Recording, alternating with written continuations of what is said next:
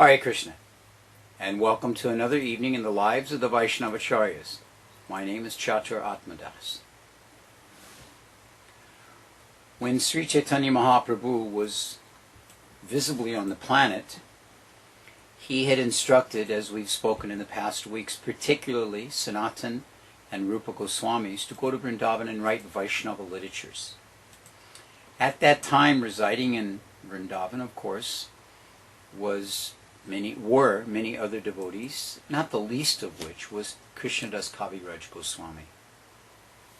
Krishnadas Kaviraj Goswami was requested, due to his association with the pastimes of Mahaprabhu and due to his access to certain diaries of the devotees and personal associates of Mahaprabhu, he was requested by the Vaishnavas to write the world-famous literature Sri Chaitanya Charitamrita.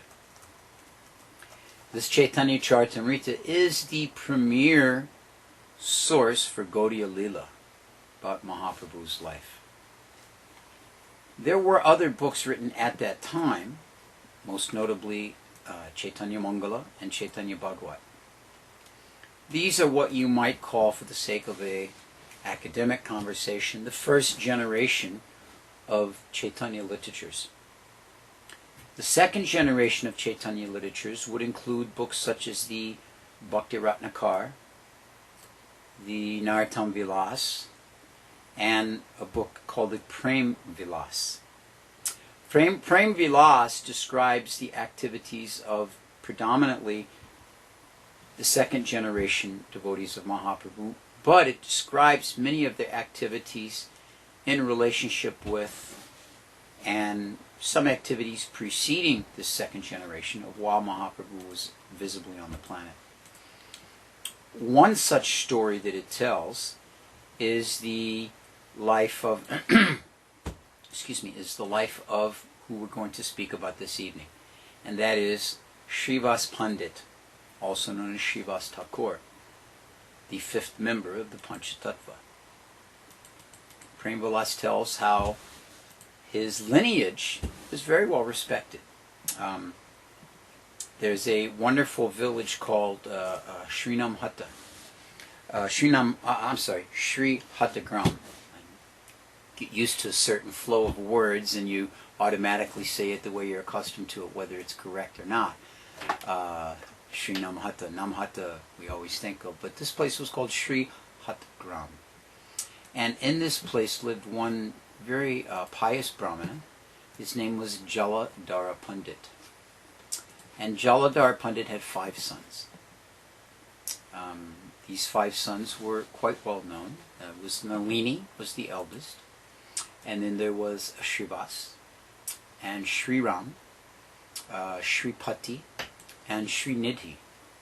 Now, of these 5 sons, 4 of the brothers were very prominent in the Chaitanya Lila literatures. And that's, of course, Sripati, Sriram, Srinidhi, and Srivas. The natural leader of these 4, their most prominent, and most focused and spiritually advanced was, of course, Srivasa Thakura. It's mentioned in the Gaur Gonadesha Dipika that Srivasa Thakura was none other than the incarnation of Narada Muni. And we'll mention a couple of other points in this regards a little bit later, what this represents in regards to 9 points of Srivasa Thakura, 9 points of philosophy of the incarnation of Srivasa Thakura. His brother Sriram Pandit was understood to be Narada Muni's close and personal friend Parvat Muni. Many of the pastimes of Narada Muni, you'll hear of the description of his good friend Parvat. Most significant amongst those would be when Narada Muni delivered the hunter, Magrari. Of course, you remember Magrari was very famous for half-killing. He didn't just go and hunt.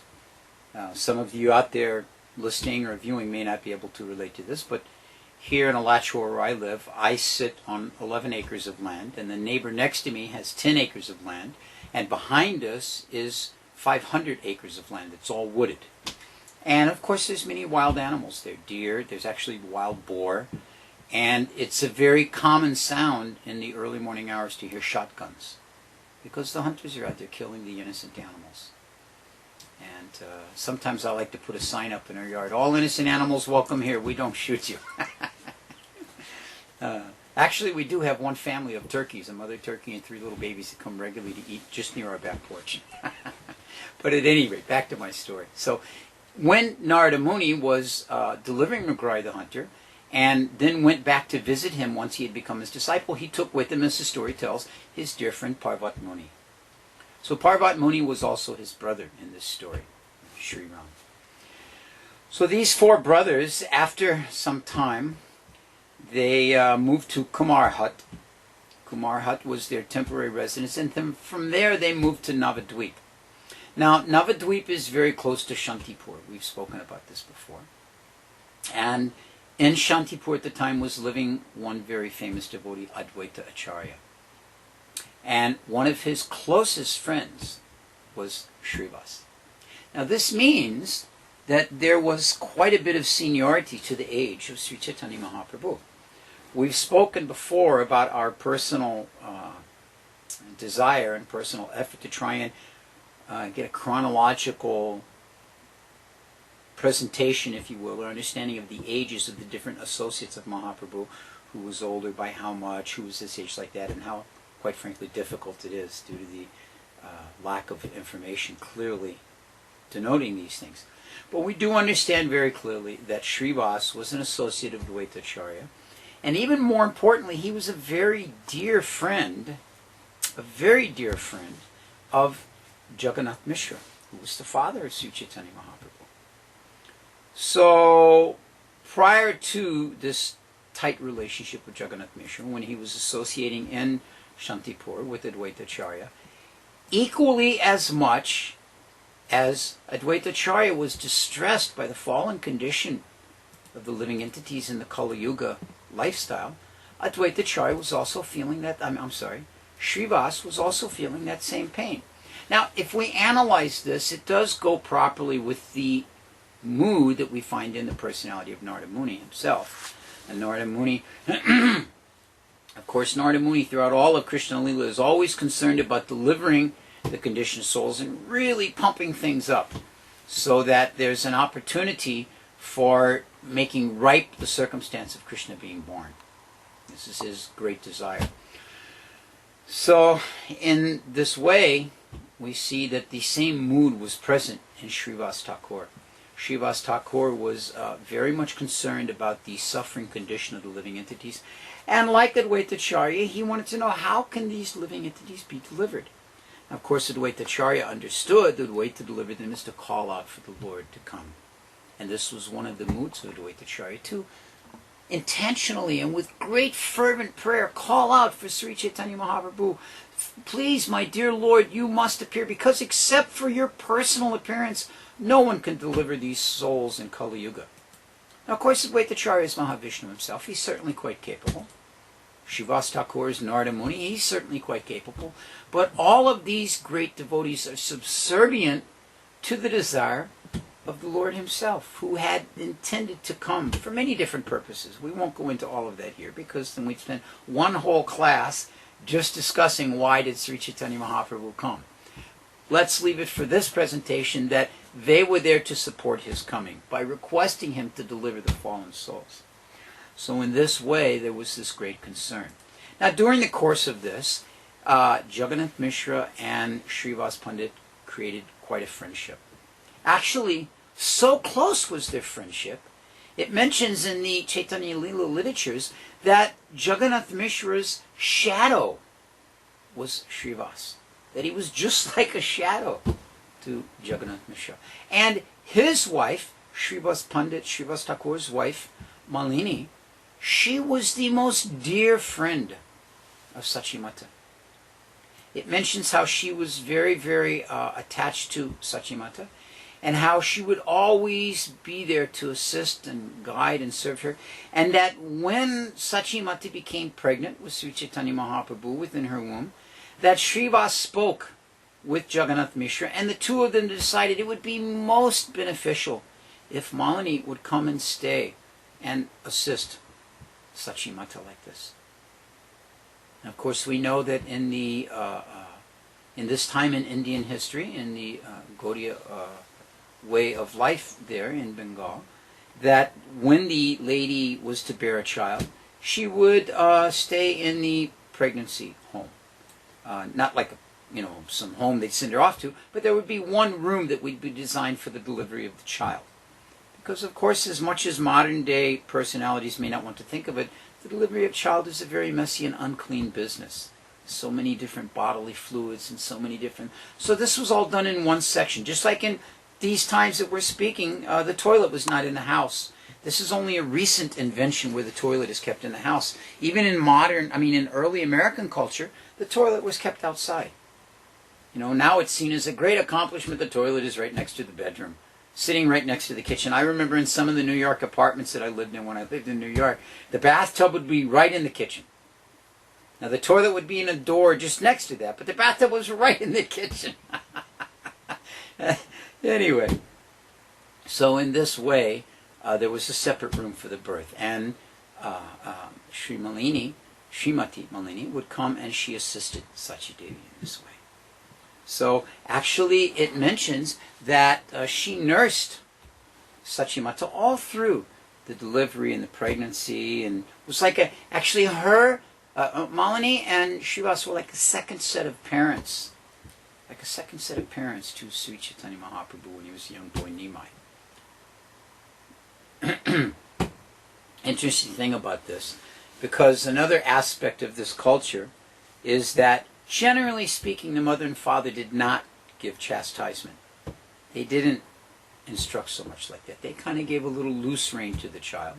Not ridiculously so, but at any rate, the family unit was so big, there were so many uncles and aunts and this, that the uncle would take care of the chastising. Because then if the child held some resentment, it wouldn't be towards the parents. A very nice society. Of course, nowadays, we're lucky if we have two parents, what to speak of, uncles and aunts and grandmas and all living together like that. So, at any rate, this was the responsibility taken up by Srivasa Thakura to kind of give, because he noticed this young boy Nimai is very mischievous. It's always causing some trouble. Always these comments are coming there. You remember very well from the Chaitanya Charitamrita the descriptions of how, in the Chaitanya Bhagavat, how when young Nimai would go to the school, after school he would go to the water, and where the Brahmins would be saying their ablutions and making their prayers and chanting their Gayatri, he would go and splash them all with water. Sometimes he would go underwater while they were saying their Gayatri and grab them by the ankles and pull out their feet, all these different things, disturbing them like anything. And we know the stories how he would go to the young girls and tell them, oh, you're worshiping Lord Shiva to get good husband. You just worship me, I'll give you good husband. No, Nima, you go away, quit bothering. So you won't worship me? Then I curse you that not only will you get old, man, but he will be the co-wife of 10 wives. So he would play like this. So a little mischievous, Sometimes he would go in places and pinch the babies, making them cry and then run out of the room. And so in addition to this, at this point in his youth, he was very steadfastly pursuing academic studies, logic, Nyaya, these different mundane topics, so to speak, So in this way, Srivasa decided he would have a word with him. Of course, prior to this happening, Jagannath Mishra was complaining to Srivasa, oh, have you seen Nimai's behavior today? Have you heard what he did in school? The Brahmins just came to me and they're complaining like anything about what he's doing. What am I going to do with this boy?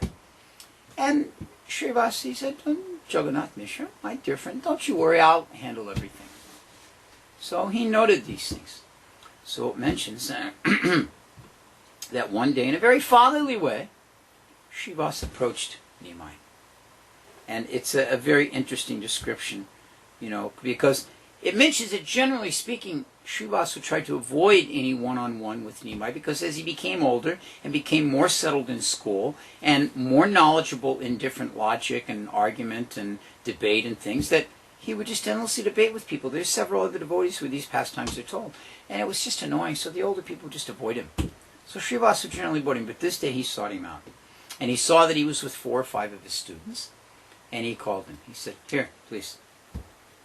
And he said to him, O crest jewel of the vain and arrogant students of mundane subjects, why do you spend all day and night studying and teaching.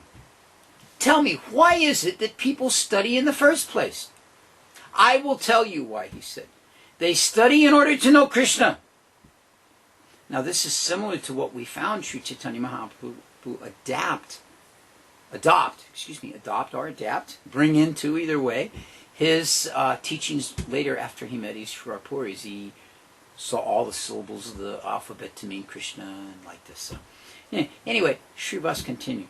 He said, if by scholarship one does not gain devotion to Sri Krishna, how will such learning be of any help? We see this in our modern world. People may have PhDs and MAs and BAs and BSs and all these different things. But if they don't develop some understanding of what their purpose in life, what's the reason? What's the reasoning? So, in any way, he said, if you don't learn to develop appreciation and love for Sri Krishna by such learning, it is simply a tedious endeavor and a waste of time. Now, anyone that is currently taking a college education can attest to how tedious college studies are. Day after day and so long and all these different things, and very, very necessary to be successful in this process. Very, very necessary. So he said, if you're actually learned, Srivas continued, if you're actually learned, you will let your devotion to Sri Krishna manifest in your teachings. And don't waste time in these other ways. They will not benefit you. This and this alone will be the perfection of your knowledge. So in a very fatherly yet sternly uncle type of way, he chastised him in this way. He corrected him. So Lord Chaitanya smiled and he folded his hands. And he said, hear from me, Pandit. He said, by your mercy, all the things you say shall soon come to pass. And Srivas Pandit chuckled at this. He thought this was a very nice response. You know, you want, when you have to chastise someone, you want them to agree and say, yes, you're right. So he was very satisfied by this. So, anyway, in due course of time, we know the unfortunate event of the passing of Jagannath Mishra. His father came to take place. And then after the passing of his father, he convinced his mother that you should let me go to Gaya, and I'll perform the last rites for father there. And then while in Gaya, we saw that he actually met with his spiritual master, Ishvara Puri. And then meeting with Ishvara Puri, he was given that seed of Prema Bhakti. He was given that seed of devotional service. So after he returned home, he made the home of Srivasa Thakura his headquarters for spreading Krishna consciousness, spreading love of God. And of course this made Srivasa very, very happy. Now first of all, Srivasa's home was just suitable for this. Very, very palatial home. Wonderful place with very, very beautiful, largely ornamented rooms. And a very high wall that surrounded the property with lush banana trees and different types of vegetation growing and hiding everything. It was just perfect for the secrecy that Mahaprabhu wanted for his late night kirtans. So in this way he began to develop very much his Sankirtan movement from the home of Srivas. Excuse me. Sorry. So one night Mahaprabhu was observing the Sankirtan activities, and they had stopped for a minute, and he was sitting with Srivas. And he observed something, so he said to Srivas, they had this conversation. He said, Srivas, we're sitting here alone, just you and I in this solitary room, so now I'm going to ask you a question which you can please answer for me. You don't have to answer to anyone else, I won't mind, so you just tell me. He said, how is it I never see you go out anywhere? You don't do any business. How is it that you maintain yourself? Please tell me. So Srivasa Thakura, he said, I'm simply not inspired to do this. This is the only answer I can give you, my lord. So he said, but you have a big family. You have a large home. How do you manage all these things if you don't do any business? Srivasa says, whatever one is destined to receive, that he will receive in one way or another. He does not need to make any endeavor or extra effort. So Sri Chaitanya Mahaprabhu said, oh, this is a very suitable philosophy for a sannyasi. So whatever comes will come by the grace of God. Why don't you simply give up family life and take sannyas? And Srivasa laughed. He said, no, no, my Lord. He said, I'm not capable of doing that. That is not my path. And then Lord Chaitanya said, you won't take sannyas. You won't take any charity from any other Brahmins. You won't go out to make an earning. How do you possibly plan to maintain your family? What if I come to your home? Then what will you do if I decide to live here? So Srivasa said, my dear Lord, I will simply clap my hands 3 times. I have firm faith that whatever is to take place, even after 3 days of fasting, it will take place. If nothing comes from that time, then I will simply drown myself in the Ganges. Lord Chaitanya said to him, he said, Srivasa, due to your faith, even if Lakshmi Devi herself has to beg door to door to support you, you will never be in any need of anything. No poverty or want will ever enter your home. So, in this way, this is a very intimate and sweet relationship between Sri Chaitanya Mahaprabhu and his dear devotee Srivasa Thakura. So, the locals, after this kirtan had gone on, in Srivasangam, the house of Srivas, they were every night having such big kirtan, and such ecstasy was being developed. This was what we would call the foundational days of Sri Chaitanya Mahaprabhu's Sankirtan movement, which we would describe as the worldwide Sankirtan movement, following Prabhupada's words. But this was the beginning, in the seed of Navadvip, in the seed of Mayapur, in the home of Srivas, where he was beginning to develop and really churn the ocean of the holy name. So the locals were complaining because, as you know from descriptions we've all heard, there were various kinds of loud kirtans and roaring sounds throughout the night, and all types of ecstasies being shown. So the locals, they came to Sachimata and they were complaining to her about her son. He said, you have to bind him up by his hands and feet. Otherwise, it must be clear his life affairs are disturbed, and this is the only thing that will prevent his sickness at night.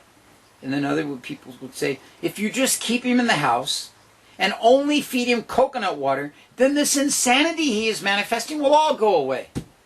And then others would say, no. He is haunted by a ghost. You must give him some particular type of ghee offered to Lord Shiva, and that will please to take all the ghosts away. And then others would even say, no, that is not the right thing. If you just sit him down and apply Vishnu oil to his head, that will balance out his life affairs. So in this way, they were all interpreting different things, that all of Lord Chaitanya's ecstasies, that all of the emotions of his Sankirtan movement, these were all symptoms of his insanity. So Mother Sachi, she's a little concerned, she's a single mother. Her youngest son is married now, but still he's there, so she's quite concerned. Her father has passed away. Who will look after the boy? One son has already taken sannyas. So much anxiety is there. So she goes to Srivas and she complains, Srivas, all the locals are saying like this and like that and like this. What should I do? And Srivas just laughed and laughed and laughed and laughed. He said, Mother, this disease that they are describing that your son has is a very good disease. I also want that disease. He said, we should all be attacked by this illness that Nimai Pandit has. Krishna has bestowed his mercy upon your son, that this so-called disease is present with him. It is a sign of his deep devotion to Sri Krishna. Don't feel any worries or any distresses. This is as it should be. So in this way, he spoke very nicely to Mother Sachi, assured her like that. So, in this way, the amazing kirtans of Srivasangam continued on night after night, roaring and loud chanting and uproarious music and all of these. No one that was an outsider could understand. No one could understand. And many of them were trying to understand. Some of them were trying to sneak in. There's a couple of stories in this regards. Once that one old woman, some stories say it was the mother-in-law of Srivas, but anyway, one elderly lady tried to sneak in one night and was hiding under a basket. And so then Sri Chaitanya Mahaprabhu started up the kirtan, And all the associates at that time, it was closed kirtan. Only his closest, most confidential associates. Closest and confidential mean of his particular Leela. That they are the personalities he had come from Krishna Leela, that had come to assist him in this. So they were his most intimate associates. So the mood of devotion would have been very, very high. So in this way, they would start the kirtans, and very shortly the ecstasy would begin to flow. We've all experienced those kirtans. I'm sure all of you out there have had this opportunity for kirtans that were just beyond imagination. That the purity of the kirtan was so sweet.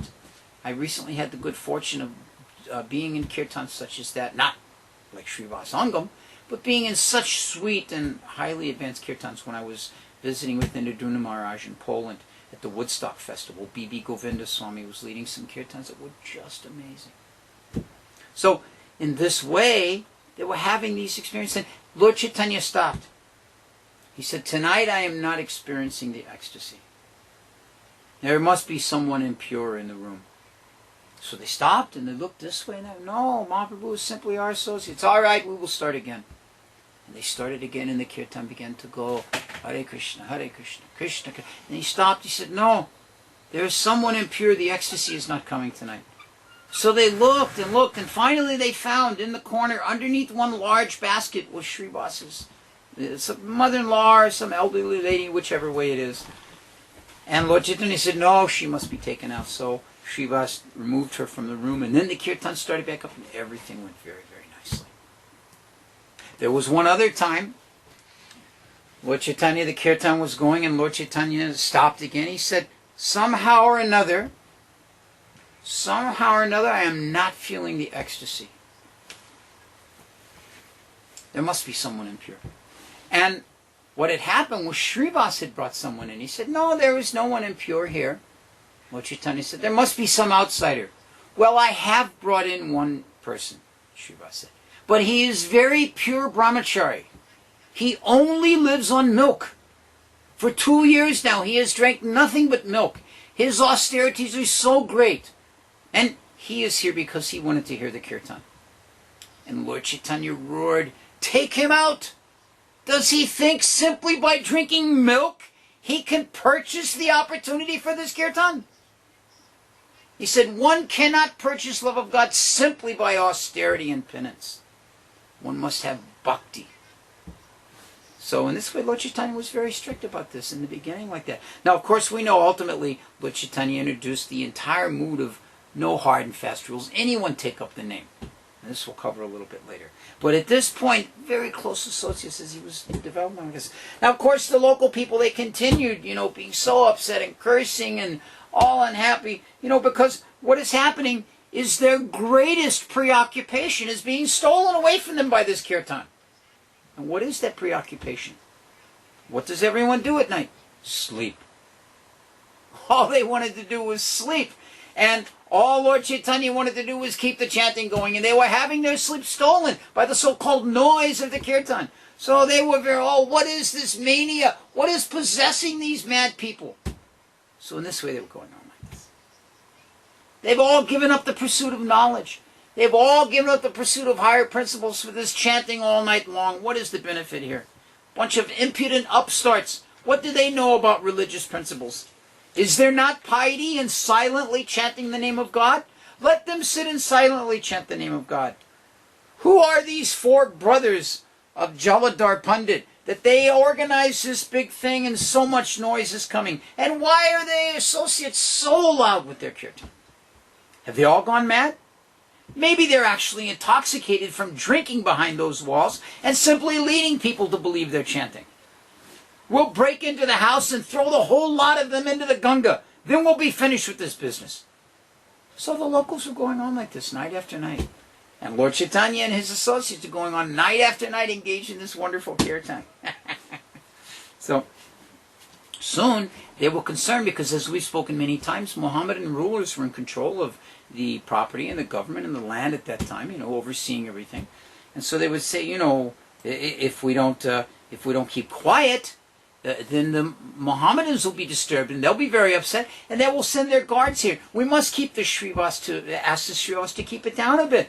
He must control his kirtans, keep a little, Now, The most prominent amongst these individuals was one tantric, and his name was Gopala Chapala.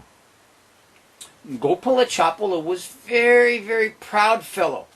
Very, very proud of his learning, very proud of his knowledge, very proud of his devotion to Durga, but he was most proud of his beautiful nose and his very long and beautiful fingers.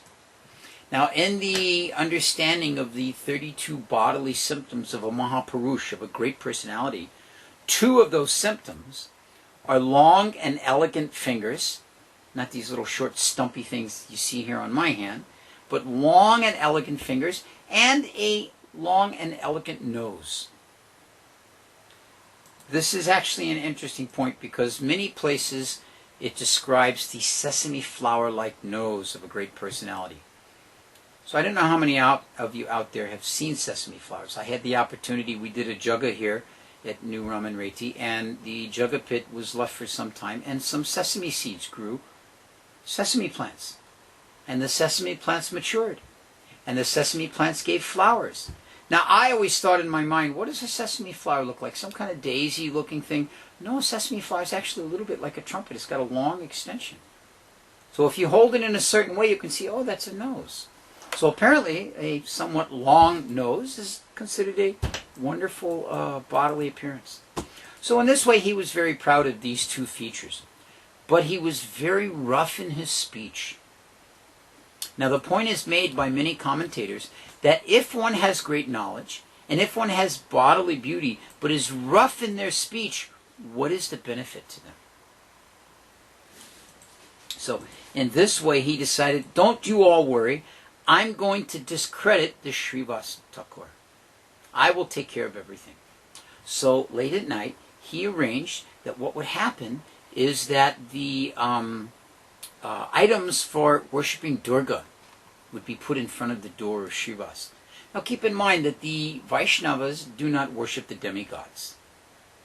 Now some people may ask, well, how is it that we have Gopishwar Mahadev in Vrindavan? And even in Mayapur Dham there are several temples to Lord Shiva. The gopis themselves worship goddess Katyayani, a form of Durga.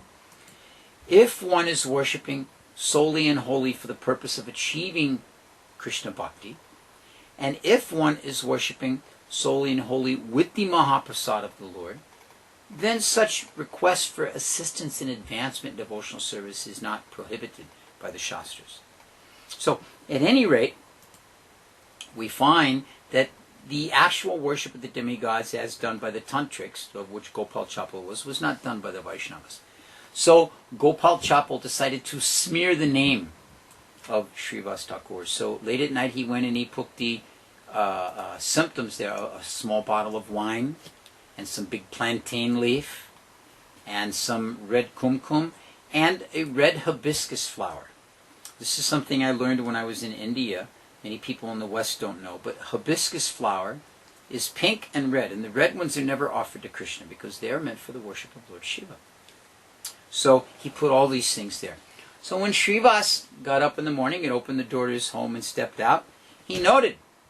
He said, oh, look at this.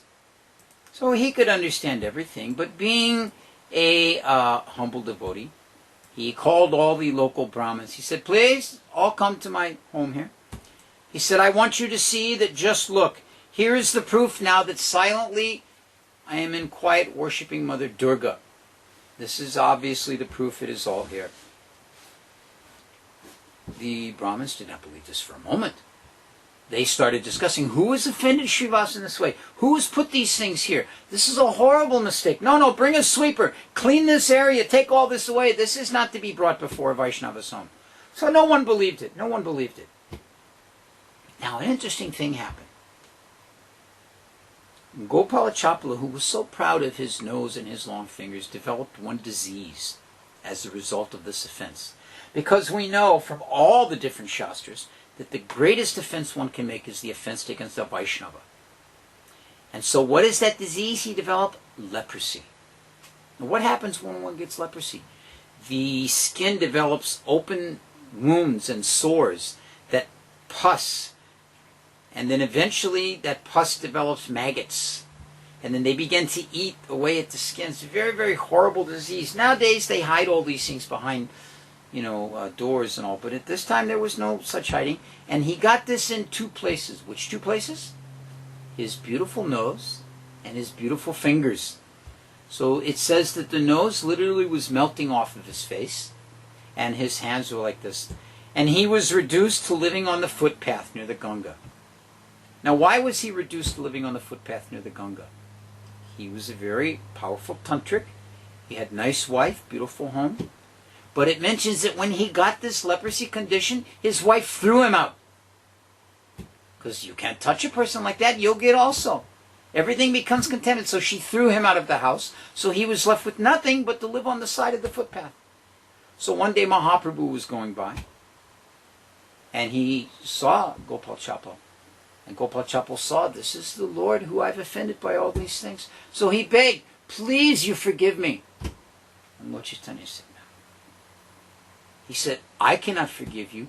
You will suffer 1,000,000 births in hell because you have offended my devotee. The only way to become free is that you must go and ask the forgiveness of the devotee whom you've offended. Otherwise, I can do nothing. My hands are bound. So in this way, Gopal Chapal did go and seek out Srivasa Thakura and pleaded with him for forgiveness. And Gopal Chapal was easily forgiven for Srivasa. And then Lord Chaitanya delivered him, and all of his bodily diseases were removed. So this is how this kirtan was going on. This was one of the aspects. Now, another time during this kirtan,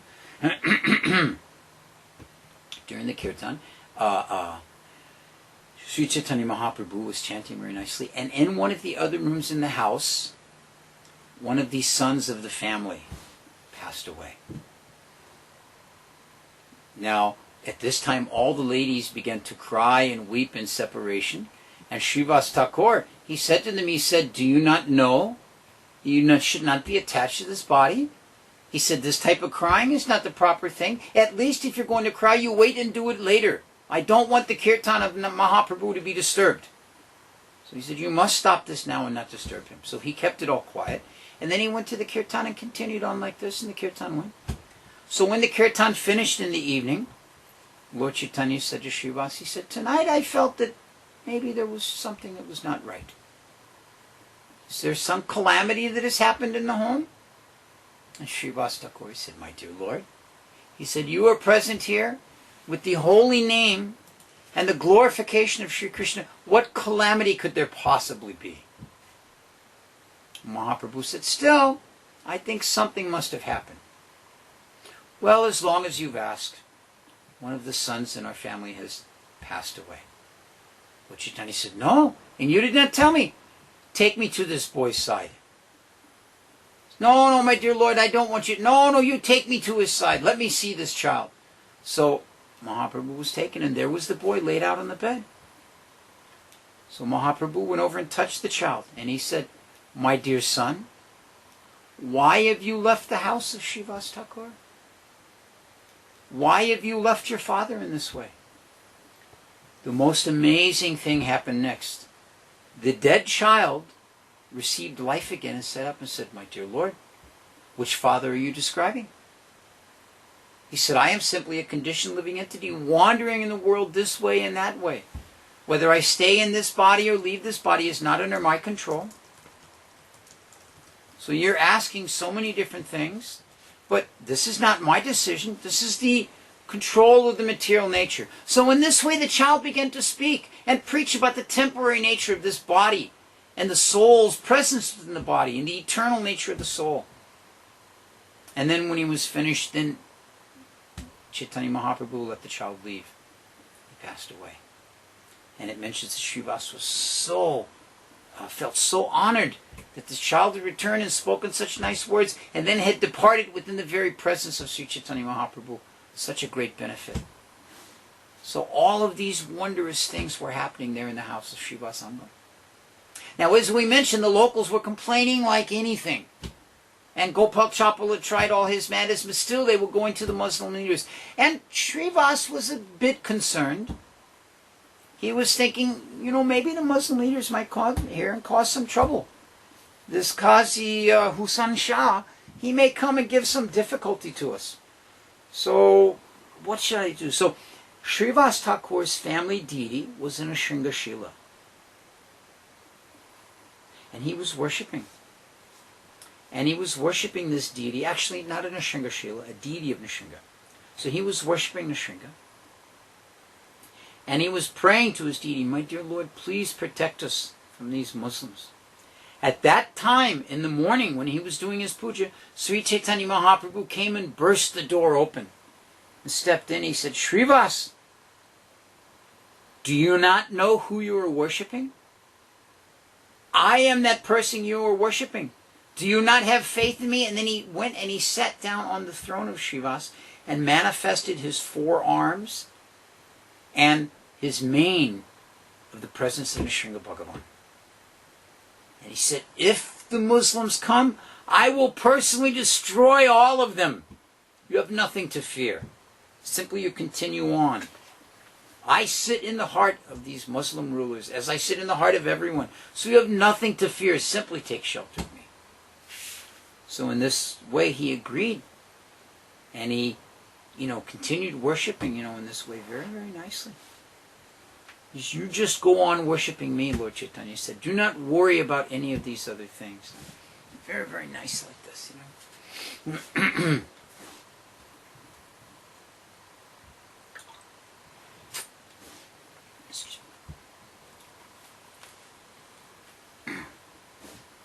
So after Sri Chaitanya Mahaprabhu convinced Srivas like this of his presence, of his being non-different, this is actually a theme we find throughout the Lord's pastimes, is that he is always showing how he is non-different from the deity form.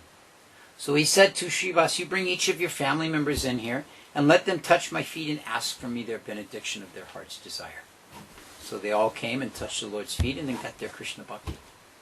Now, in due course of time, Sri Chaitanya Mahaprabhu, he departed from Nadia, from Navadvip, and he went and made his residence in Jagannath Puri. During that time, one thing I want to tell before I go there, yes, is how Lord Chaitanya tested Srivasa Thakur's faith in Lord Nityananda. So it mentions that one time Srivas and the Lord were sitting together and discussing Krishna Katha.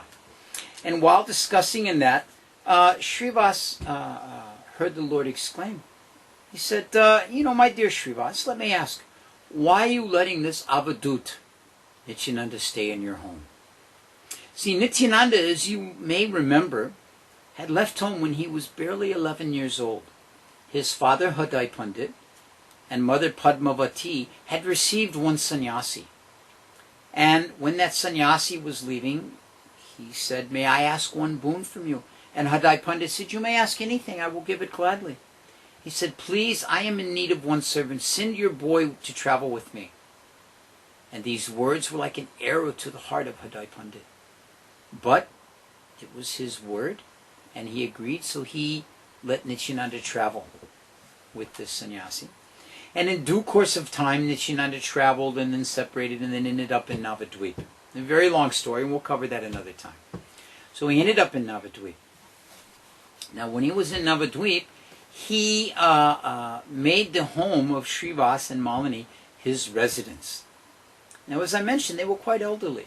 So they're very old, but he had a relationship with them as if he were their young child. So, anyway, he was staying there. So Sri Chaitanya Mahaprabhu said to Srivas one day, he said, how is it you let the Avadut stay in your home? No one has any idea what his caste is, what his dynasty is, what his background. He appears to have no standard of social standing, no position of social standing like this. So he said, in my opinion, you're being extremely too liberal in your embracing of this Nityananda. He said, if you wish to maintain the good name of your family heritage and your good position in society as an elevated Brahmana, then I suggest that you should have the Avadut move out of your home and let him go elsewhere. So Srivas smiled very slightly. Remember, He is one of the eternal associates of the Lord. So he smiled very slightly, and he said, "My dear Prabhu, why are you testing me like this?" He said, "Whoever worships you even for one day, that person is as dear to me as my own life. And Nityananda, he is non-different from you. His entire life is made up of worshipping you, and he is the same part and parcel as you. He is your own body, and I have proof of this.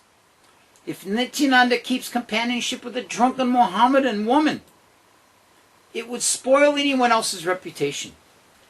But I do not think about him at all in this way. I will still embrace him and bring him into my home."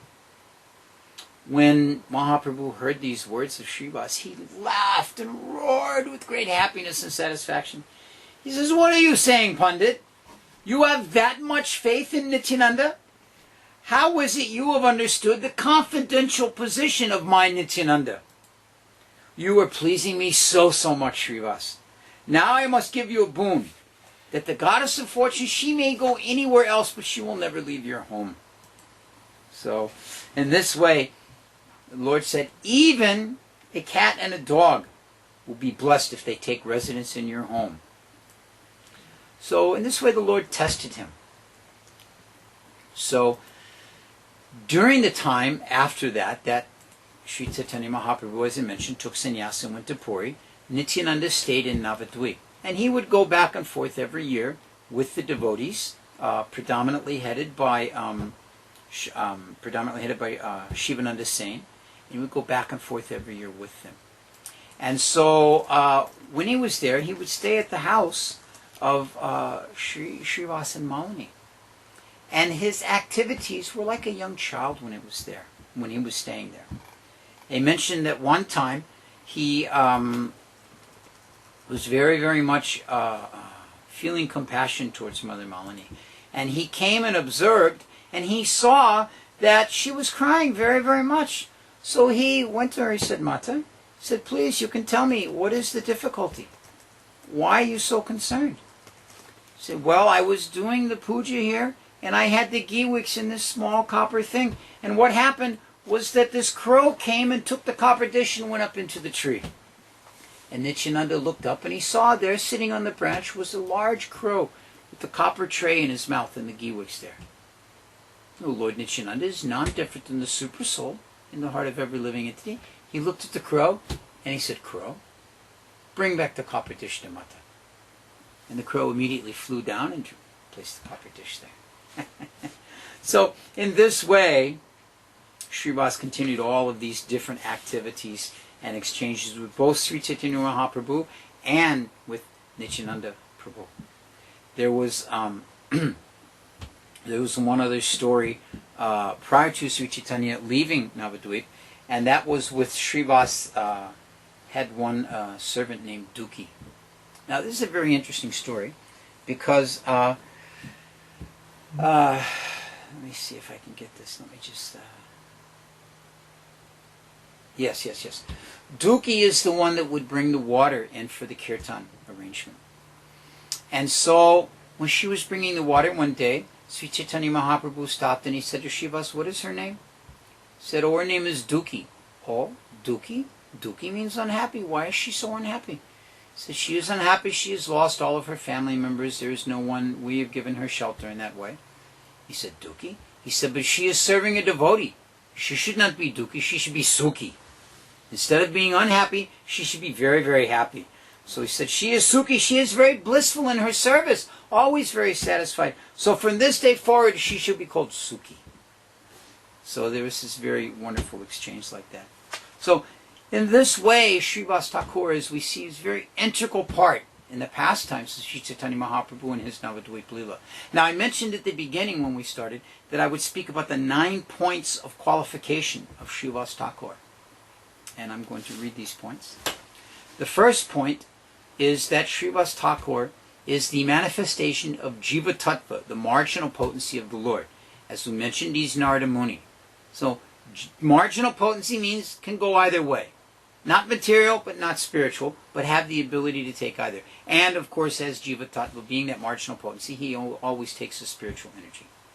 The second, truth about Srivasa is that he represents a Sudha Bhakta, the unalloyed devotee, as we just heard from this pastime of his devotion to Nityananda and his dedication to Sri Chaitanya. This is an example of his unalloyed devotion.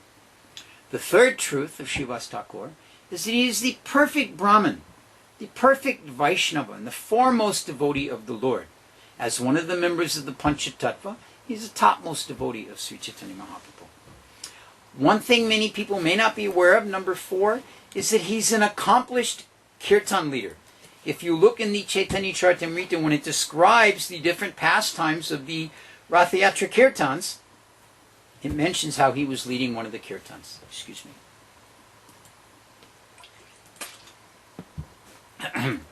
Thank you. So this is the fourth one, is that he's a prominent kirtan leader, one of the leaders in the 7 kirtan parties in Ratha Yatra. The fifth one is that the Mahaprakash pastimes took place within his home. Now these, of course, are the pastimes during the evening kirtans of Sri Chaitanya Mahaprabhu's early years, when he manifested himself as his universal form, as his 4-armed form, as his 2-armed form carrying the flute, as Varaha, all these different pastimes according to the desire of the devotee, fulfilling each of the devotee's desires to see him in whatever form they desire to see him like this. This is called the Mahaprakash pastime, and this Leela took place in Srivasa's home. The sixth thing is that his home was the actual headquarters for Sri Chaitanya Mahaprabhu's Sankirtan movement. We mentioned this earlier, that this was the place when he came back from Gaya that he headquartered himself from. So this is another of the glorious truths of Srivasa Thakura. The seventh one is that Srivasa Thakura dedicated all of his energy to the Sankirtan movement of Sri Chaitanya Mahaprabhu. This was exhibited by the conversation we read earlier, when Sri Chaitanya was quizzing Srivasa, you don't do any business, you don't work. No, I simply have faith in you in the holy name. So all of his energy was dedicated to the Sankirtan movement. The eighth thing was that Srivasa surrendered his mind, body, family, and friends, and all of his possessions in the service of Lord Gauranga. That there was nothing he kept only for himself. Everything he had was used in the service of Lord Gauranga. And the ninth truth about the qualification of Srivasa Thakura is that he took very, very careful attention to maintaining his family members. But why did he take that attention to maintaining his family members? Not because they were his family members, but because he saw them as devotees of Sri Chaitanya Mahaprabhu. And it was his duty, his responsibility to maintain the devotees of the Lord. So in this way, Srivasa is shown by these 9 points to be the most qualified personality in the pastimes of Sri Chaitanya Mahaprabhu. So, we're going to finish there for this evening. It's just about 9 o'clock. Just a little bit under an hour we've been speaking. See if we have any other notes here. No, that's everything. Want to ask if there are any devotees out there, if they've got any particular questions. I see our usual crowd, a couple of new names, Darren and Vijay. Nice to have you both with us. Mauricio, I see you there. Always good to have you. Bluegrass was here for a bit. We haven't had Bluegrass in for a couple of weeks. And Scott from Quebec, our friend in Canada there. So Hare Krishna. If anyone has any questions, wants to bring anything up about the subject of Srivasa, or if you have any other questions that we can attempt to answer, we'll be happy to. One of the benefits of these evening programs we have of discussing the associates of the Lord is it helps us gain a greater insight into Sri Chaitanya Mahaprabhu's relationship with different types of devotees. Rupa Goswami gives this explanation that one has to know how to associate with different devotees, that one should take those that are his senior and respectfully serve them and hear from them, and that one should take those that are his equals and he should develop very close friendships with them and reveal the mind and accept them revealing the mind. And then one should, in relationship to juniors, one should give them shelter and guidance and advice like that. And then in relationship to those personalities that are not so devotionally minded, that maybe are devotees but have bad habits, whatever, they should be respected from a distance. So these are the instructions that Rupa Goswami gives, and these are based upon understanding the relationships we see in the pastimes of Sri Chaitanya Mahaprabhu and his own devotees. So looks like a quiet night in the chat room there. And with that, I think we'll finish this evening. So we thank you once again, and we're happy you've joined us for another night in the lives of the Vaishnavacharyas. Hare Krishna.